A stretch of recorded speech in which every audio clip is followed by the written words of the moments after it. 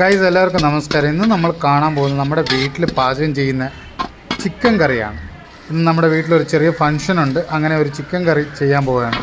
അതെങ്ങനെയാണെന്നുള്ളത് കാണാം.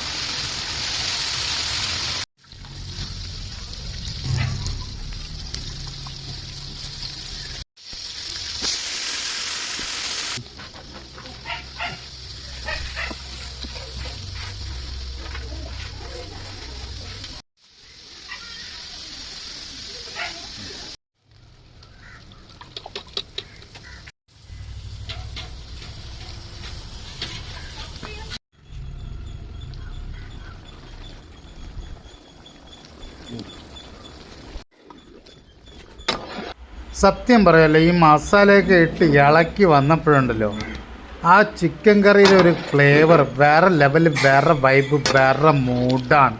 അതാണ്